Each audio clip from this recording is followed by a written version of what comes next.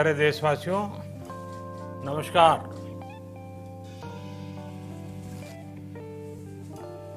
Corona वैश्विक महामारी के खिलाफ लड़ते लड़ते अब हम अनलॉक 2 में प्रवेश कर रहे हैं और हम उस मौसम में भी प्रवेश कर रहे हैं जहां सर्दी, जुकाम, खांसी, बुखार, ये सारे न जाने क्या क्या होता है, ये मामले बढ़ जाते हैं। ऐसे में मेरी आप सभी देशवासियों से प्रार्थना है कि ऐसे समय अपना ध्यान रखिए। साथियों, ये बात सही है कि अगर कोरोना से होने वाली मृत्यु दर को देखें तो दुनिया के अनेक देशों की तुलना में भारत संभली हुई स्थिति में है। समय पर किए गए लॉकडाउन और अन्य फैसलों ने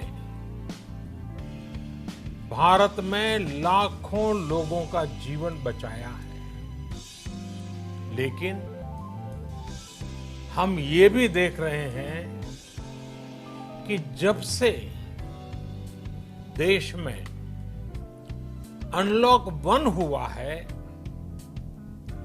व्यक्तिगत और सामाजिक व्यवहार में लापरवाही जरा बढ़ती ही चली जा रही है। पहले हम मास्क को लेकर, 2 गज की दूरी को लेकर 20 सेकंड तक दिन में कई बार हाथ धोने को लेकर बहुत सतर्क थे, लेकिन आज जब हमें ज्यादा सतर्कता की जरूरत है तो लापरवाही बढ़ना बहुत ही चिंता का कारण है। साथियों, लॉकडाउन के दौरान बहुत गंभीरता से नियमों का पालन किया गया था। अब सरकारों को, स्थानीय निकाय की संस्थाओं को, देश के नागरिकों को फिर से उसी तरह की सतर्कता दिखाने की जरूरत है। विशेषकर कंटेनमेंट जोन्स, उस पर तो हमें बहुत ध्यान देना होगा। जो भी लोग नियमों का पालन नहीं कर रहे हैं, हमें उन्हें टोकना होगा, रोकना होगा और समझाना भी होगा। अभी आपने खबरों में देखा होगा, एक देश के प्रधानमंत्री पर 13,000 रुपये का जुर्माना इसलिए लग गया क्योंकि वो सार्वजनिक स्थल पर मास्क पहने बिना गए थे। भारत में भी स्थानीय प्रशासन को इसी चुस्ती से काम करना चाहिए। ये 130 करोड़ देशवासियों के जीवन की रक्षा करने का अभियान है। भारत में गांव का प्रधान हो या देश का प्रधानमंत्री, कोई भी नियमों से ऊपर नहीं है। साथियों, लॉकडाउन के दौरान देश की सर्वोच्च प्राथमिकता रही ऐसी स्थिति न आए कि किसी गरीब के घर में चूल्हा न जले। केंद्र सरकार हो, राज्य सरकारें हो, सिविल सोसाइटी के लोग हों, सभी ने पूरा प्रयास किया कि इतने बड़े देश में हमारा कोई गरीब भाई बहन भूखा न सोए। देश हो या व्यक्ति, समय पर फैसले लेने से, संवेदनशीलता से फैसले लेने से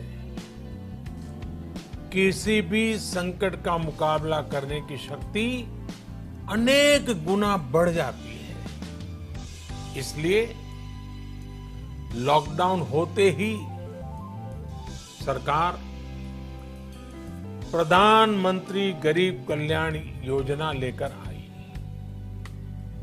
इस योजना के तहत गरीबों के लिए 2.25 लाख करोड़ रुपए का पैकेज दिया गया। साथियों, बीते 3 महीनों में 20 करोड़ गरीब परिवारों के जनधन खातों में सीधे 31,000 करोड़ रुपया जमा करवाए गए। इस दौरान 9 करोड़ से अधिक किसानों के बैंक खातों में 18,000 करोड़ रुपए जमा हुए हैं। इसके साथ ही गांवों में श्रमिकों को रोजगार देने के लिए प्रधानमंत्री गरीब कल्याण रोजगार अभियान तेज गति से आरंभ कर दिया गया है। इस पर सरकार 50,000 करोड़ रुपए खर्च कर रही है। लेकिन साथियों, एक और बड़ी बात है जिसने दुनिया को भी हैरान किया है, आश्चर्य में डुबो दिया है।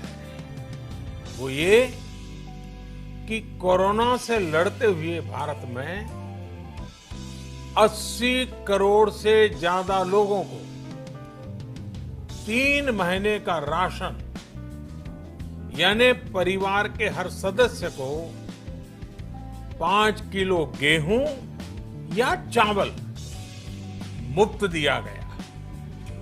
इसके अतिरिक्त प्रति परिवार हर महीने 1 किलो दाल भी मुफ्त दी गई। यानी एक तरह से देखें तो अमेरिका की कुल जनसंख्या से 2.5 गुना अधिक लोगों को, ब्रिटेन की जनसंख्या से 12 गुना अधिक लोगों को और यूरोपियन यूनियन की आबादी से लगभग 2 गुने से ज्यादा लोगों को हमारी सरकार ने मुफ्त अनाज दिया है। साथियों, आज मैं इसी से जुड़ी एक महत्वपूर्ण घोषणा करने जा रहा हूं। साथियों, हमारे यहां वर्षा ऋतु के दौरान और उसके बाद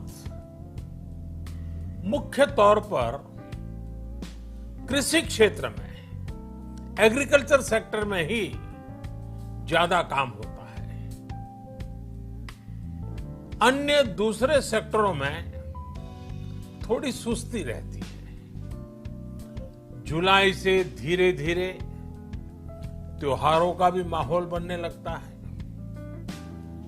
अब आप देखिए, अभी 5 जुलाई को गुरु पूर्णिमा है, फिर सावन शुरू हो रहा है, फिर 15 अगस्त आएगी, रक्षाबंधन आएगा, कृष्ण जन्माष्टमी आएगी, गणेश चतुर्थी आएगी, ओणम होगा और आगे जाएं तो घाटी बिहू है, नवरात्रि है, दुर्गा पूजा है, दशहरा है, दीपावली है, छठी मैया की पूजा है। त्योहारों का ये समय जरूरतें भी बढ़ाता है, खर्च भी बढ़ाता है। इन सभी बातों को ध्यान में रखते हुए ये फैसला लिया गया है कि प्रधानमंत्री गरीब कल्याण अन्न योजना का विस्तार अब दिवाली और छठ पूजा तक यानी नवंबर महीने के आखिर तक कर दिया जाएगा। यानी 80 करोड़ लोगों को मुफ्त अनाज देने वाली ये योजना अब जुलाई, अगस्त, सितंबर, अक्टूबर, नवंबर में भी लागू रहेगी। सरकार द्वारा इन 5 महीनों के लिए 80 करोड़ से ज्यादा गरीब भाई बहनों को हर महीने परिवार के हर सदस्य को 5 किलो गेहूं या 5 किलो चावल मुफ्त मुहैया कराया जाएगा और साथ ही प्रत्येक परिवार को हर महीने 1 किलो चना भी मुफ्त दिया जाएगा। साथियों, प्रधानमंत्री गरीब कल्याण अन्न योजना के इस विस्तार में 90,000 करोड़ रुपए से ज्यादा खर्च होंगे और अगर इसमें पिछले 3 महीने का खर्च भी जोड़ दें तो ये करीब करीब 1.5 लाख करोड़ रुपया हो जाता है। अब पूरे भारत के लिए हमने एक सपना देखा है। कई राज्यों ने तो बहुत अच्छा काम भी किया है। बाकी राज्यों पर भी हम आग्रह कर रहे हैं कि इसको काम को आगे बढ़ाएं। और काम क्या है? अब पूरे भारत के लिए एक राशन कार्ड की व्यवस्था भी हो रही है। यानी एक राष्ट्र एक ration card, 1 nation 1 ration card. इसका सबसे बड़ा लाभ उन गरीब साथियों को मिलेगा जो रोजगार या दूसरी आवश्यकताओं के लिए अपना गांव छोड़ करके कहीं और जाते हैं, किसी और राज्य में जाते हैं। साथियों, आज गरीब को, जरूरतमंद को सरकार अगर मुफ्त अनाज दे पा रही है तो इसका श्रेय प्रमुख रूप से 2 वर्गों को जाता है।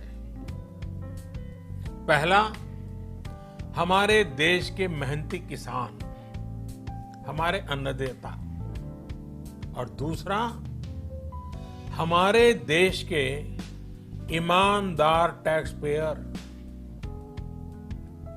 आपका परिश्रम, आपका समर्पण ही जिसकी वजह से देश ये मदद कर पा रहा है।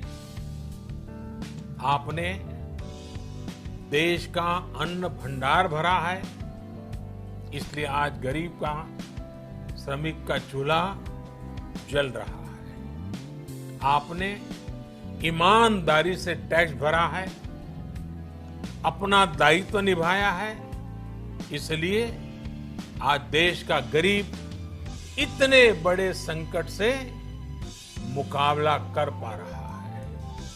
मैं आज हर गरीब के साथ ही देश के हर किसान, हर टैक्स पेयर का हृदय से बहुत बहुत अभिनंदन करता हूं, उन्हें नमन करता हूं। साथियों, आने वाले समय में हम अपने प्रयासों को और तेज करेंगे।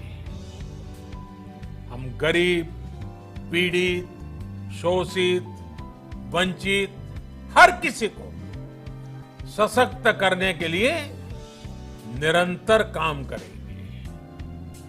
हम सारी एहतियात बरतते हुए इकोनॉमिक एक्टिविटीज को और आगे बढ़ाएंगे। हम आत्मनिर्भर भारत के लिए दिन रात एक करेंगे। हम सब लोकल के लिए वोकल होंगे। इसी संकल्प के साथ हम 130 करोड़ देशवासियों को मिलजुल करके संकल्प के साथ काम भी करना है, आगे भी बढ़ना है। फिर से एक बार मैं आप सबसे प्रार्थना करता हूं, आपके लिए भी प्रार्थना करता हूं, आपसे आग्रह भी करता हूं, आप सभी स्वस्थ रहिए, 2 गज की दूरी का पालन करते रहिए, गमछा, फेस कवर, मास्क ये हमेशा उपयोग कीजिए, कोई लापरवाही मत बरतिए। इसी आग्रह, इसी कामना के साथ मैं आप सभी को बहुत बहुत शुभकामनाएं देता हूं। धन्यवाद।